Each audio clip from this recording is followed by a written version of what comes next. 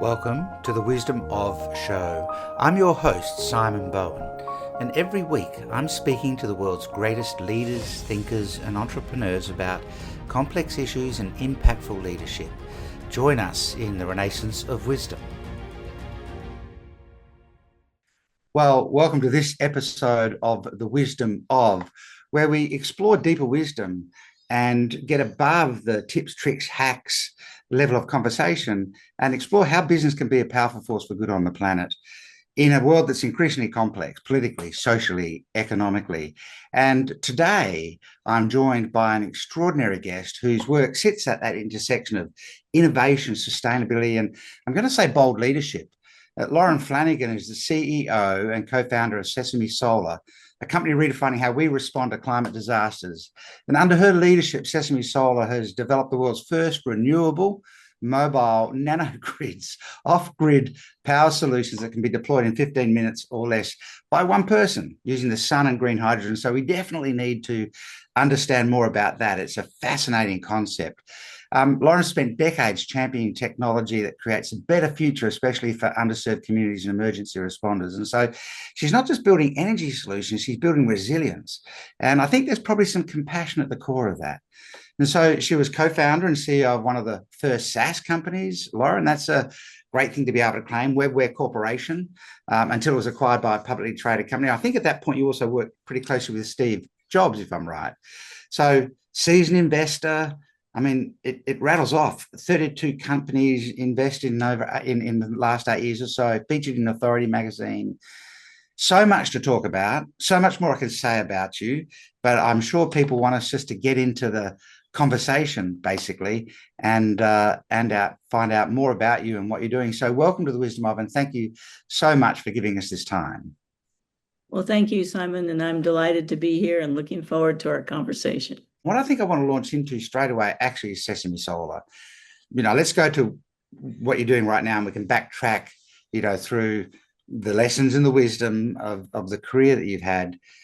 But Sesame Solar is such an interesting idea. This self-sustaining ability to create a power unit, if you like, that needs basically sunshine and air and a bit of moisture to be able to act as a power unit in emergency. Step us through that, because it sounds so innovative but so obvious once someone's actually conceived of the idea. Yeah, so the first problem I wanted to solve, because I love to start with concrete, simple problems that if you fix them can solve big problems, because that's just a great way to start any business, because you have a defined problem. And so I was thinking about, during these extreme weather events, whether they're hurricanes or tornadoes or fires or drought or just all the extreme things that are happening with greater frequency and severity in our world, that we're doing exactly the wrong thing. So typically the power goes out, often communications go out, and people are desperate for help.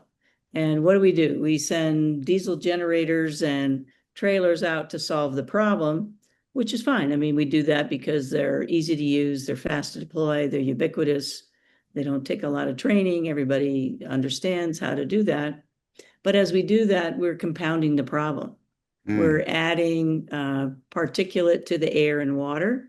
We're adding more CO2 emissions, which contribute to, having more extreme weather in the first place. And so I thought, if we could just stop that and have a different solution, what would that be? So first of all, it'd have to map to the fast to deploy and easy to use solution that diesel generators or fossil fuel generators have. And then second, to change behavior, it would have to be a better solution. So in integrating it into a single, easy to use, one person can set everything up that you need, as opposed to setting up the generator plus a trailer that might have different services. That was sort of my beginning, like light bulb, how could we do it? And so that's what we're doing today. We're first to market with self-generating power that comes from solar, from hydrogen as our backup source, that powers a battery that then delivers the power needed for whatever the solution inside is. And that might be an emergency office, it might be communications, might be clean water generation, it might be a medical unit. There's really no limit to what you can do, just like you could have any kind of trailer that you bring to bear, plus a power source after an emergency. But we try to put it all into one, a complete solution that you don't have to do anything else and you're ready to go. So I think it's really about solving a problem with a very complete solution that makes adoption easy because it's a better solution and it's self-generating power. So there's no fuel supply chain required. So after you buy the initial one, actually the operating costs are a lot less. So it's really compounding the financial benefits, the ease of use benefits, the fast to deploy benefits without creating all these ancillary issues from fossil fuels. Yeah, fascinating. I mean, you said something in the middle of that from a technical point of view is that. So, in full disclosure, my early career was in electrics and electronics, and so you know, there's a. I want to frame this in a minute. In fact, we'll build a little model about this in a minute, so that people watching the episode can walk away with a framework that they could apply. Because what you've really just done is given people sort of a secret to business success, and it's understanding, the end output. As long as you have the load required contained inside the trailer, and then you can meet that with supply, this thing kind of becomes self-sustaining. It'll run forever. Yeah. We have a unit we've done with the Army in the US on a particular missile base, and it's almost 8 months now, 24/7, unmanned, running a pretty consistent load, zero power outages. I'm knocking on wood, you can't see it. But, this is like the ultimate, it's just a self-sustaining energy loop that if you properly system size the power generation to the power draw, it can run forever. Yeah. So the key is to build a contained system, and control as many of the variables as you can, and then that allows you to put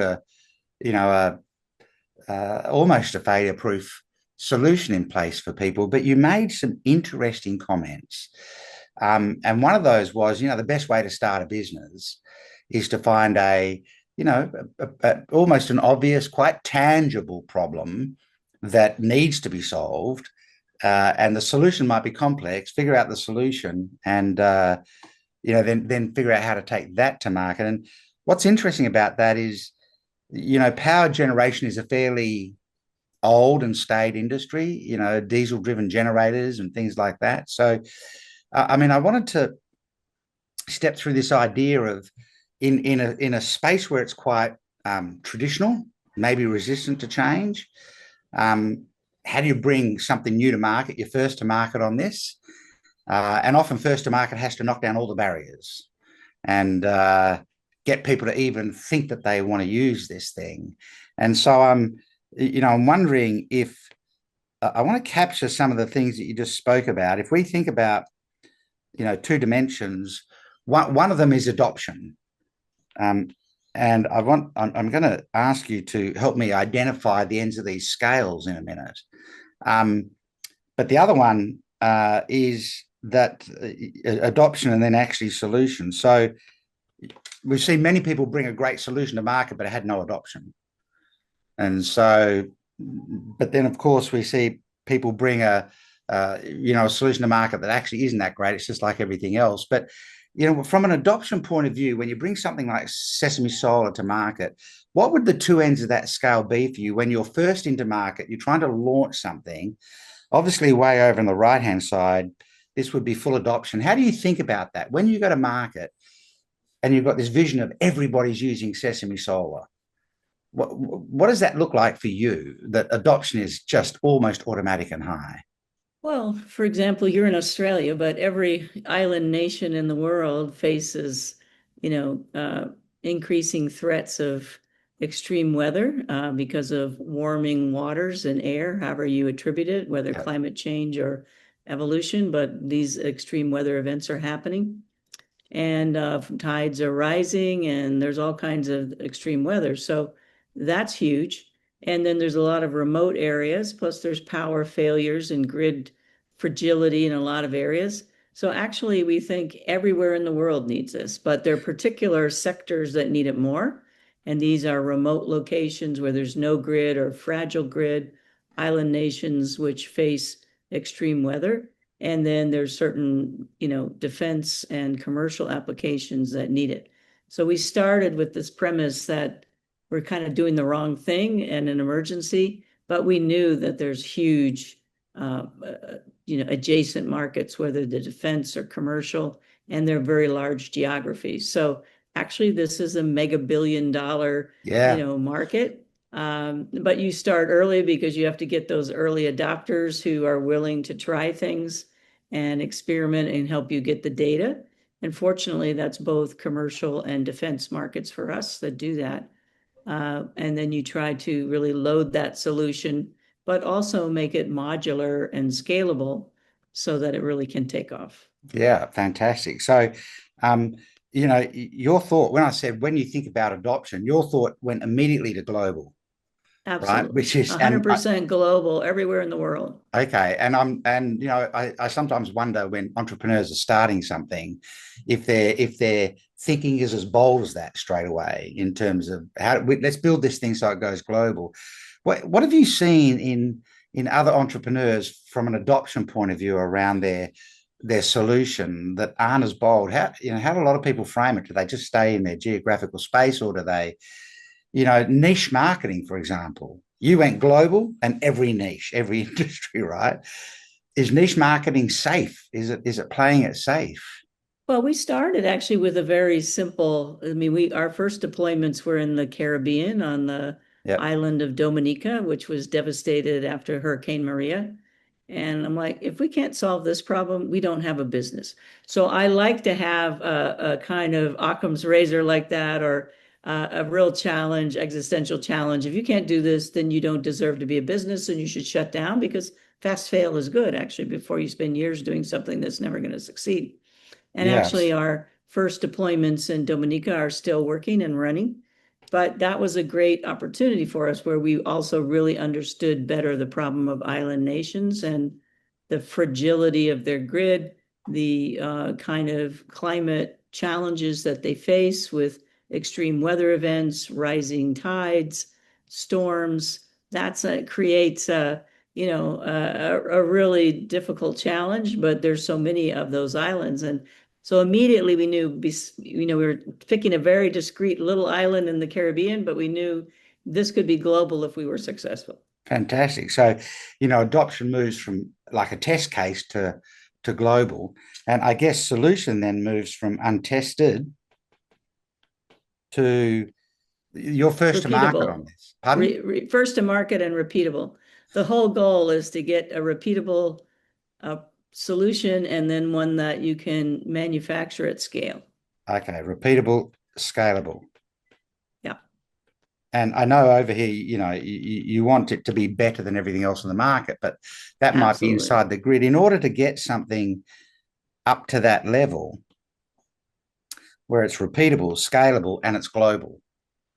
If we were giving people, a young entrepreneur, we've got a young entrepreneur ahead, and we're saying, hey, there's 3 things you need to achieve to get to that, that top right quadrant for it to be repeatable, scalable, and global. What 3 big tips? I know that one of the things you said was it's got to be better than anything else. Yeah, and we actually use first principles. So, and it's great if you have a reference or predicate, So in our case, you want to replace fossil fuel generators with something that's better. So what does that mean? Well, first of all, it has to be, as I said, with generators, fast to deploy and easy to use. But if it's going to be better, it needs to be simple, because in fact, those things aren't. A lot of times they break down and there's issues. And it needs to be efficient.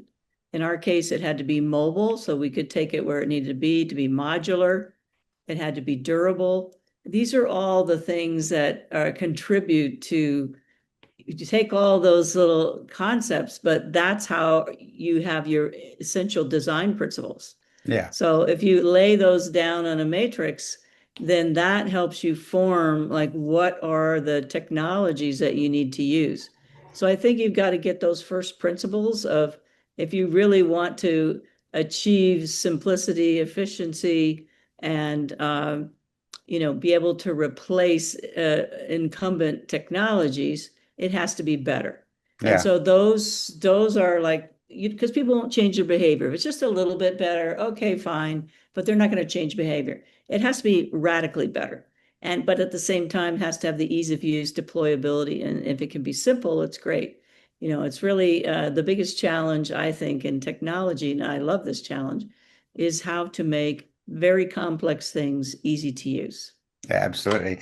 I think a lot of people launching into and you used the term before, launching into a new product, place a lot of emphasis on the early adopters. We've got these people using it, but that doesn't actually prove, a repeatable, scalable, successful business model yet, because the early adopters are really comfortable with untested solutions.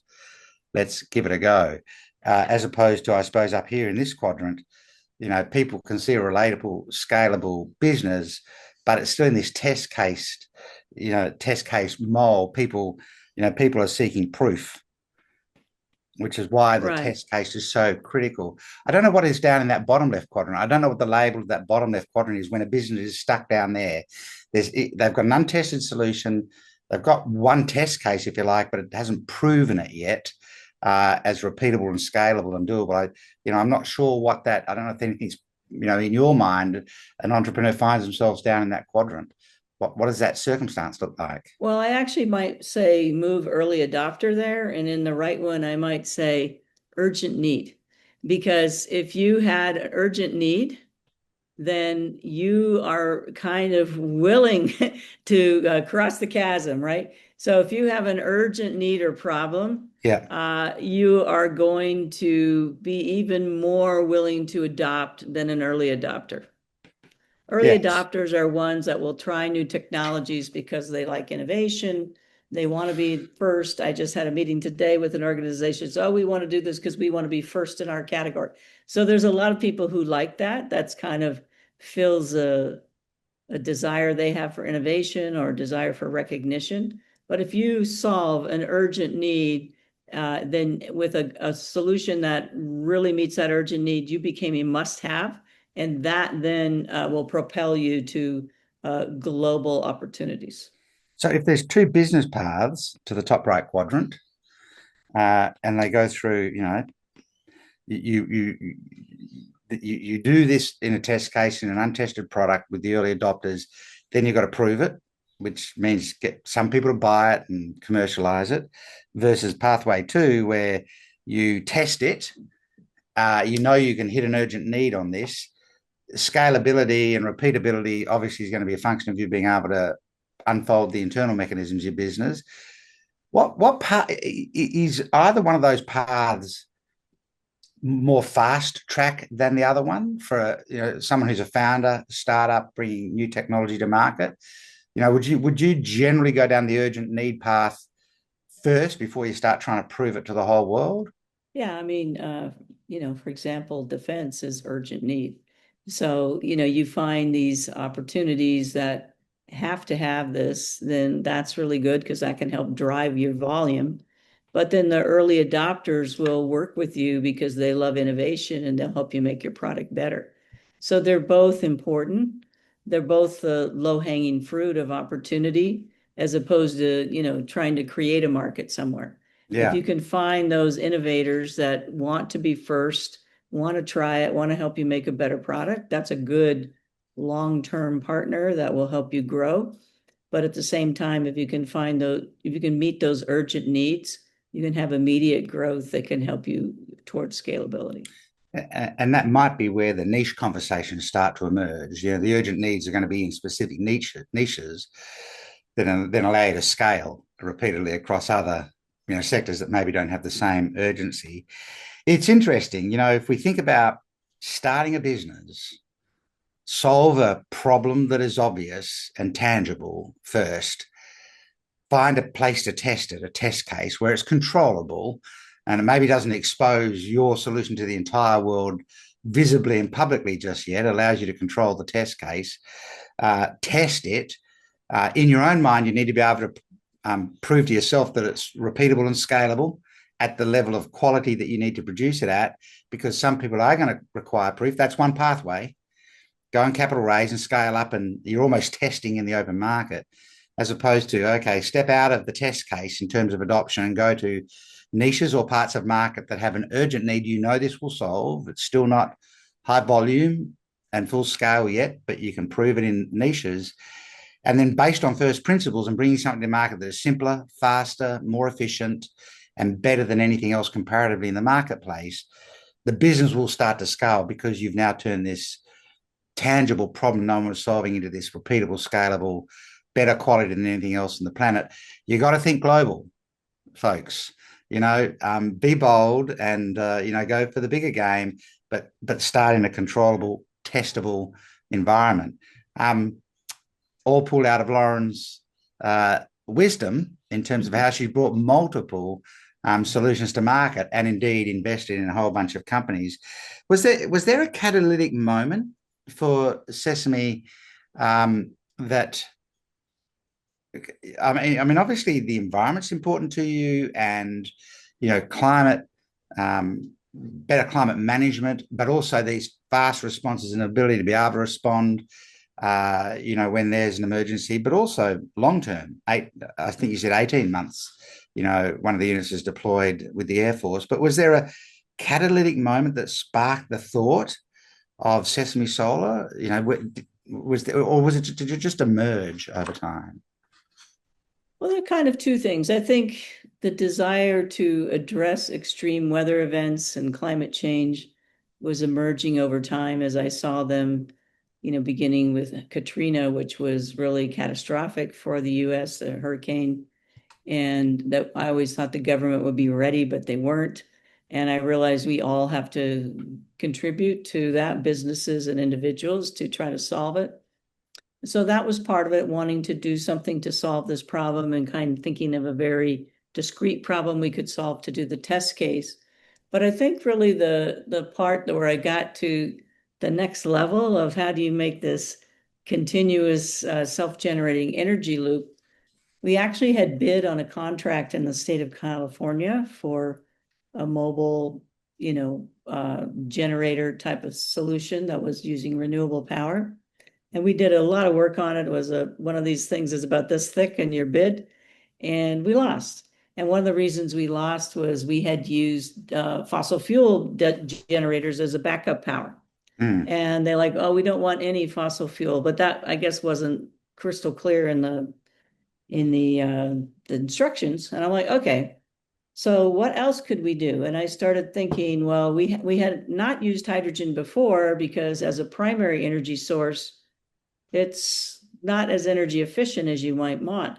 But then if you think of it as a backup, where you're doing it asynchronously, it's actually brilliant, because you can make stored hydrogen when it's not needed, and then you can pull on it from your fuel cell when it is needed if you're not making enough solar energy, and you can have that backup power and never need to use a fuel supply source.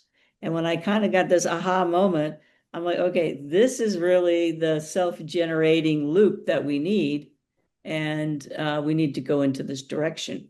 And it was kind of novel to think of hydrogen as backup power, because for many people, they tout it as primary power, and it has pros and cons.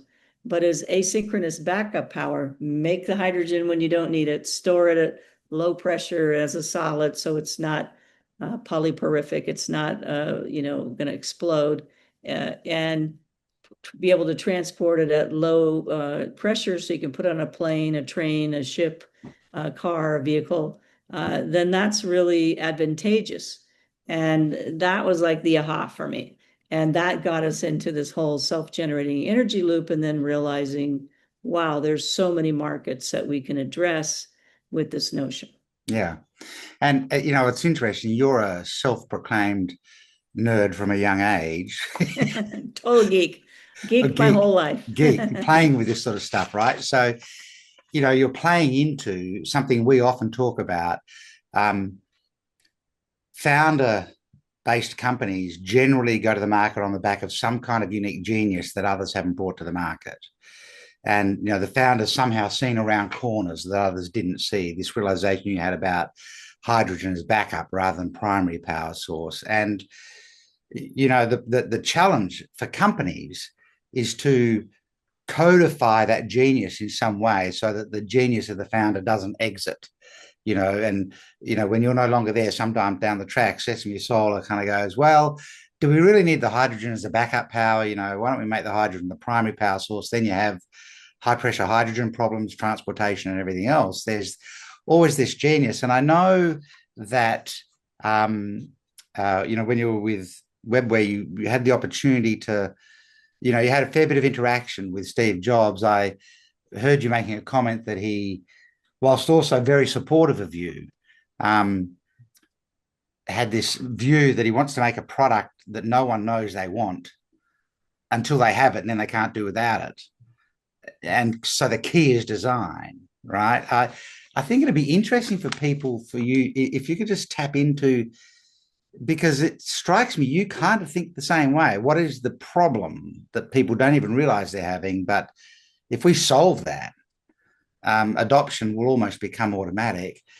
What are some of the lessons you learned, not just from Steve, but even in the history of your journey, about spotting those things? Everyone would love to find the idea, but seeing those things, or is it just a uniqueness that some people have, do you think? Well, I think that's something I really learned from Steve Jobs. Was all about design is essential, good design. If you think about just all the years, particularly when he was at the helm, and you would open any package from Apple, already opening it was delightful. Yeah. I mean, the packaging was beautiful. You're like, oh, you're just like carefully opening it versus ripping through your usual computer stuff because you wanted to see all the parts and it was so nicely done. And then the products were great. They were really well designed. And you realize that design is some of those things, one of those things that really sets you apart. And so for me, it wasn't so much pure design as maybe he might have thought of it, but I thought of it as pure design in terms of really solving a problem completely. Walk yourself through every single step in the process that you might have to do. If you're an emergency responder, you have no power, no communications, no water, you got people evacuated from their homes. What are the things that you most need to do? It's kind of like Maslow, principles of survival. You need the power, water, communications, and food. You need to help people. So what are those principles that you can do? So I learned a lot from him about that, but also making things look nice and be functional, and the form and fit are good, and there's some delight to the package. I think that's really important. And, as opposed to making a Me Too product, if you can be distinctive in look and design and feel, if it can be very complete in its solution, so you really have to do very little, you just open it up and it works. I mean, you think about, you open up a MacBook Air, which I'm talking to you on now. I've had this particular one for a few years. It worked the first minute I've opened it, and I've never had a problem from I opened it. And so that's like really a standard of how you want a product to work.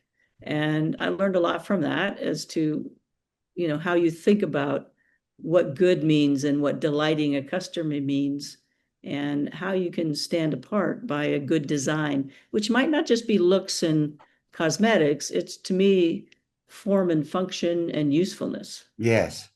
If you look at the Sesame Solar units, they're a power unit with a nanogrid inside to supply power to what is happening inside, right, in terms of some form of office or process or whatever. But actually, they're beautiful. They don't look industrial. They do have form and function, so you can see the design element in it. And the Apple boxes may be the most kept packaging box on the planet, I suspect. I still have my iPhone, which I'm about to get rid of from, I don't know, four years ago. I It's got crazy. so many Apple boxes that I'm sure I'll use one day, but I just can't bring myself to throw out the box, right? So, you carry that idea of design through. A lot of people throw out the term first principles in conversation. We've had other people talk about it, but just your thoroughness around the complete problem and solve the complete problem. I love the idea. Get a pragmatic problem and solve it. I'd love to lean in on first principles a little bit more for people that might not fully understand what we mean when we say that. So I'd love you to unpack, we lent in a little bit when we built the matrix, but what does first principles mean from a design point of view? Solving what's the thought process when you go back to, okay, here's a problem I want to solve it. First principle thought process. Where do you start? What does that start to look like? Well, what is the most essential aspect of the problem and the current solution that's the incumbent, in our case, fossil fuel generators? Why is it that people use them? Well, they're ubiquitous, they're fast to deploy, and they're easy to use. They have a lot of cons, they break down maintenance, they got pollution, and they contribute, CO2 emissions. There's a lot of that, but you just get to why they use them. You have to really understand that, because that's what you've got to do better. And so you've got to really understand. So the first principle is really defining the problem. What exactly is the problem? What are all the parameters? And the current solutions that are the incumbent, why is it that they're incumbent? So that's where you really start. And then how much can you break that down further to do it better, right? And that's what I mean by first principles. Well, we think fast to deploy, easy to use. Well, what does that really mean? All right, let's put ourselves, in a Home Depot parking lot, and a hurricane has just hit, and there's 100 people who are coming in who don't have a home anymore. They've been dropped off by a bus, and their cell phones don't work, or they lost them. What are we going to do? How do we address these people? You have to put yourself in that moment and feel it, smell it. It's like almost odorama. You have to feel the whole thing as if you're there, and better, of course, if you have that life experience. But like, what do you need to do to immediately solve that problem? And the more you can either be there, study it, go on the ground, or imagine it, that is basically part of the problem solving. Yeah, I love the distinction about why are people using the current solution, even if it's not as good as yours. I It's speak, the incumbent. It's yeah, winning today. yeah, and I speak to a lot of business leaders who will say our product's so much better than everything else in the marketplace. But first principles will say, well, why is everyone using everything else in the marketplace? It's that old, I don't even know if it's true, but that, the old mousetrap story where someone invented the world's best mousetrap that actually caught the mice, and you could take them outside and release them, as opposed to the trap that obviously doesn't serve the mouse very well, but they could never sell them. But it might be a better mousetrap, but the question is, why do people use the old mousetrap, right? They don't like the mice. Quite frankly, they want to kill them. they don't want And the mouse. they don't like change. People do what they know how to do, Yeah, and they don't want to learn new behaviors until they're either compelled to, or it's such a better solution. yeah, absolutely. You've invested in 32 companies, I think, over kind of the last, let's say, 8 to 10 years. What do you look for um, in a company, in a founder? What triggers your interest first, and then your willingness to now invest. What hooks you in? That's interesting. I want to look at that, and then I'm gonna invest in that. Well, I love really big problems, really complicated, hard to solve problems. That's just more interesting, right? To Mm, help make the world better. So I'm always about not just solving a problem that isn't important, but an important problem that helps make the world better. I mean, our mantra at Sesame Solar is people, planet, profits. And we're very keen on that. People are our most valuable asset, our team, our customers, our partners, our investors, our suppliers, our community. They're our most valuable asset. Planet, we're trying to help preserve and protect the planet for future generations, and profitable operations allow us to continue to innovate. So that's like, I love having a mantra like that and having that mission. So I look for big problems that make the world better. And then the entrepreneur, like, it's all about them, the entrepreneur and the team.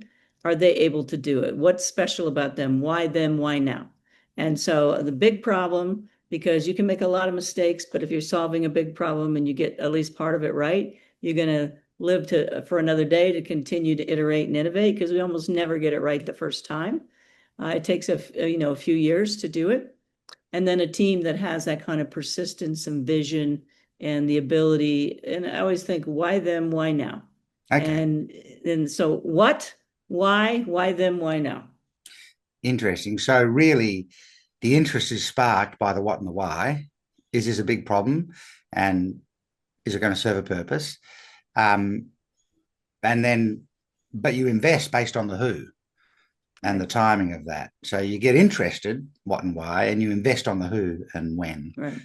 Interesting, fascinating. So you've been at the front end of markets with the companies that you've founded and run. First to market with Sesame Solar. What you know, there's a different nervous system required to be at the front end of the market. Or maybe no nervous system.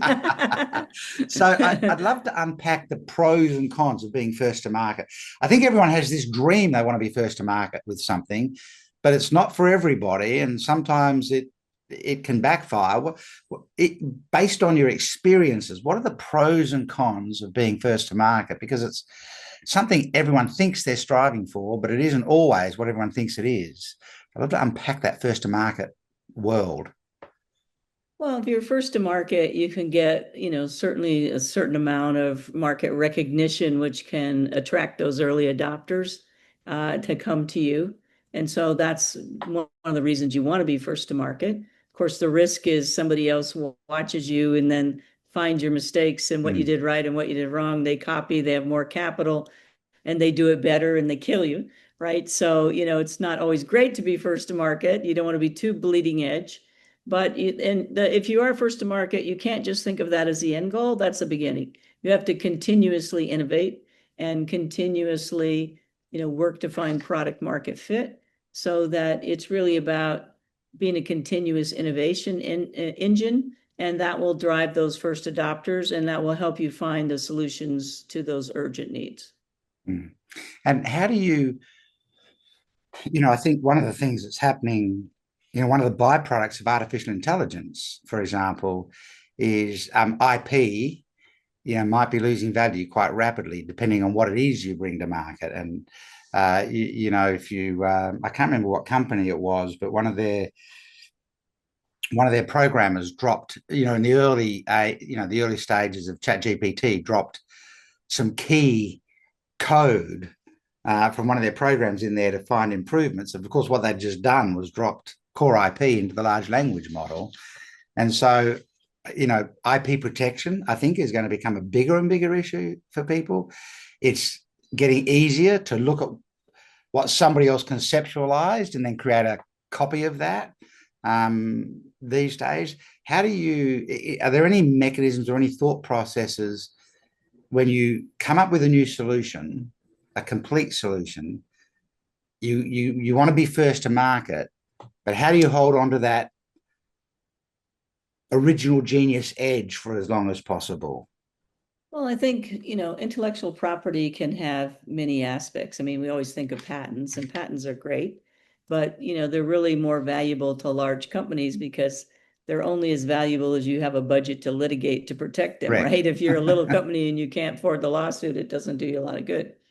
But big companies like to know you have the IP patents because they do have the budgets.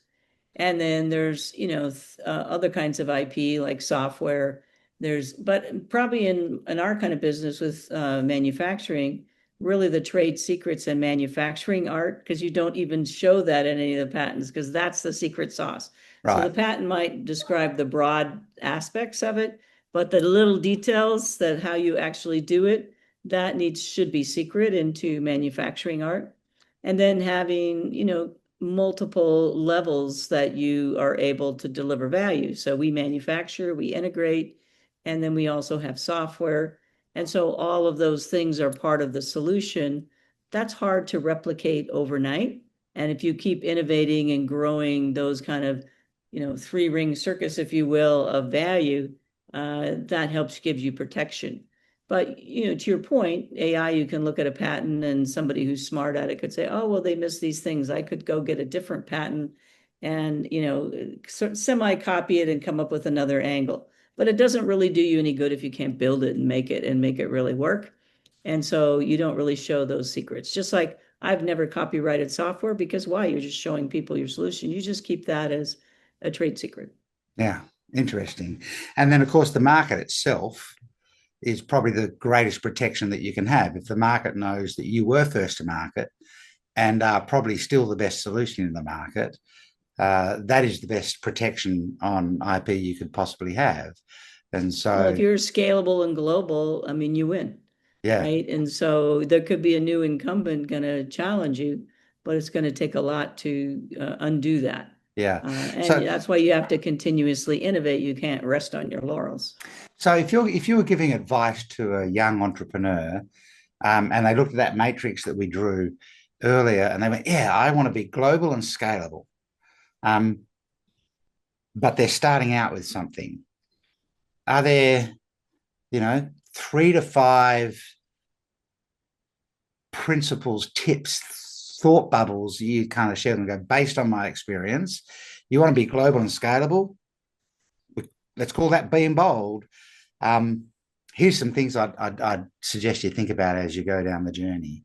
That question's Well, without first notice, I I try know. to figure out what's this niche market that you can, that's important, that's a problem, a niche problem that you could solve, that if you did successfully, there are adjacent bigger markets that it could be big and global, but you're going to take a little piece of it. That's how we did with saying, if we can't, this poor island that's been decimated by a hurricane in the Caribbean, if we can't help them, we don't deserve to be in business. If we can, that's hope that we have a potential business, but you can start. And the advantage of a niche small problem like that is that you can do it for a small amount of money. You don't need to have tons of money to start. You can start with a very simple solution and a low capital amount, and maybe even get that customer or partners who want to help with that customer to help you fund it. So that's the best because you have a small amount of capital at risk. You have a very defined problem you're trying to solve that you know, if you're successful, would scale to something bigger. So I think that's really a way to think about opportunities, not just, oh, I have this idea of something I want to make. No, what's this big unsolved problem that you can skinny down into a very niche one that's easy to address without tons of time, people, and money? Because if you can prove that, then you have a basis to say, hey, this is kind of worth pursuing. Mm. And There's you a made lot it, of people that go get a ton of money and all this, and they fall flat on the face because they're solving a problem that nobody cares about. yes, and you made a really interesting, you used a very interesting word in that, which goes to the heart of the idea of business being a force for good on the planet, right? A lot of people go, I've got this amazing idea. It's going to be the next big thing. I'll go on capital raise. I'm going to launch this. And usually, or not usually, but often people will, um, frame the biggest problem because that seems to have the biggest financial payoff attached to it later on, right? The comment you made, which I thought was fascinating, was if we can't solve this small problem really, really well, we don't deserve to be in business. And Absolutely I not. Then you should that shut it down and do something else. but that idea of if we can't solve this, we don't deserve to be in business. At the heart of business being a force for good is that you start a business that deserves to be a business because it solves a real problem. And then I love the idea of, but look for problems that have bigger adjacent markets if you get that solution. So transferable solution. Anybody, actually not just a young entrepreneur or founder, but anybody in business should be thinking about that. I mean, the same would apply to an established company thinking of entering a new product into the market or new markets. If we can't solve, a meaningful, important problem, we probably don't deserve to enter that market. We don't deserve to sell the product, if you like. And being deserving of being able to sell your product is a very challenging conversation for some people to think about. Do you deserve to get sales is a challenging question, right? Right. I mean, is it contributing to the greater good? Yeah. And is it making people's lives better? Yeah. I mean, Steve Jobs in the beginning, I'm sure he thought that the iPhone made everybody's lives better, and probably did, but we have some people suffering from too much iPhone use Yes. and kids who actually have mental health issues from it. But in general, it was a massive improvement over prior technologies and makes it possible for people who were unbanked and no phone systems, and they could be in emerging markets around the world, Africa and various island nations, and suddenly they can do business from their phone and they don't even have a bank account, but they're able to have digital accounts and buy and sell and do business. It's remarkable. So the force for good there is great, but it does have some negatives as well, of course, Well, and overuse. but I think if we unpack that, the iPhone itself is a revolutionary device, and as you say, it brings capability and capacity to people everywhere that they otherwise didn't have. Some of the negative consequences that you're talking about were actually other companies launching products because the distribution platform existed. Right. The iPhone didn't launch the products that maybe are No. causing mental health challenges or addiction to Addiction, a screen. overuse. Yeah. Yeah. Yeah. Yeah. Other products that were launched. I've got this idea, it'll go viral, but does it contribute to the greater good? I want to dive into a slightly bigger conversation. Then I'll come back and wrap up with kind of 3 quick questions for people to know a bit more about you. Just quick question, quick response, and we'll wrap it up. But because you're in the front end of innovation, you might end up entering markets or going into geographical markets where there's politics attached to it. And I don't mean government politics, although that could be the case, but the politics of an industry, for example. There's a certain amount of politics involved in people not wanting you to replace fossil fuel generators, because there's a big industry on that, Oh, so well, there's entrenched incumbent, right? They don't want yeah. to give it up. So do you even try and tackle that, or do you just stay away from that, build your product and prove it in use? Do you find yourself having to somehow tackle the politics around what you're trying to change, or do you just let the We product try to speak for avoid itself? that. We just try to show the benefits and utility of what we're doing without criticizing overtly what people are doing today, because people are attached to it. And so when you try to criticize what people are doing successfully, that's not exactly winning. And I would broaden that to the political divides that we have, particularly in the US. I have many friends that have completely different political views. I mean, we're opposed, but these are good people. They're smart people, people I share many values and experiences with. And so I just try to hone in on what's the common good that we can agree on and work. And I'm not cutting anybody out of my life because of that, just on a personal basis. But that same principle guides me in business. I mean, it doesn't do any good to criticize your competition. You need to understand them and try to do better. But that political argument isn't probably productive. No, and it's often recommended as a marketing strategy, become the protagonist or become the whistleblower of the industry, if you like, and um, you can focus on solving the problem and selling the product, or you can focus on making everybody else wrong. And Yeah, so we come about it as all of the above. So, we're not saying get rid of your diesel generators. We're saying as you invest in new technology, add our self-generating power to your fleet. And your diesel generators could support us if necessary, if we needed more power, or we can augment them, or over time, maybe you don't need to replace them.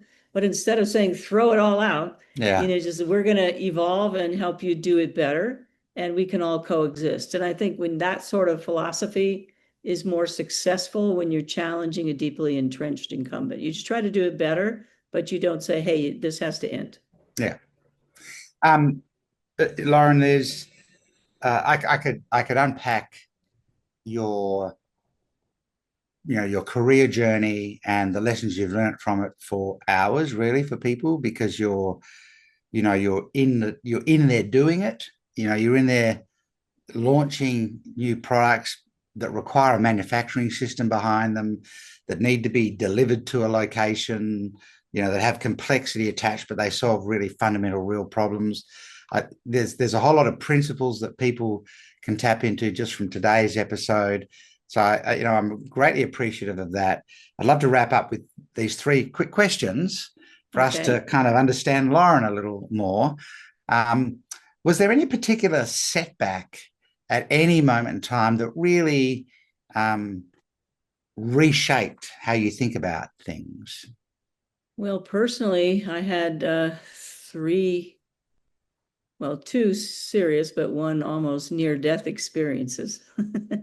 And um, that made me have, I'm here to do something, right? So Yeah. I'm here to make a difference in the world. And I had some physical disability from some of that, that also led me to believe we are not our bodies, that it's our mind, spirit, and heart, which are the most enduring aspects. And these things have informed, these understandings at a young age have informed my entire life journey and my business journey. Mm. And I've heard multiple people saying that the real lessons came from a near-death experience they had. I'm not suggesting that as a parenting technique for anybody, but No, my parents were like horrified, but anyway, it's just one of those things that happen. yes. So, and you're a problem solver. So, if you could solve one kind of mystery or unanswered question or problem that we have, and you were guaranteed you were going to solve it, you knew you were going to solve it, but just one that we're having in the world today, other than what you're already doing, is there anything that piques your interest? Might be the basis of the next thing you do. Anything big you want to solve? Well, it sort of builds on that statement I made earlier, that I think one of the biggest problems we have in the United States and increasingly globally is, intolerance of difference. I mean, it used to be a very basic part of the American character that we accept all different kinds of people and backgrounds and differences and political views. And today there's kind of like, oh, it's we, them, us against them, and really diametric views. And I think this is terrible. I think it's terrible for the human race. I think it's terrible for countries. I think it's terrible for global relations. So I'm really thinking about how we can learn to communicate in ways that are effective and accepting of each other's differences. Doesn't mean we tolerate bad behavior, Mm, but that we find a way to peacefully coexist with one another. I think it's one of the biggest challenges of our time. And if we could solve that, of course, that would lead to less conflicts and war and things like that.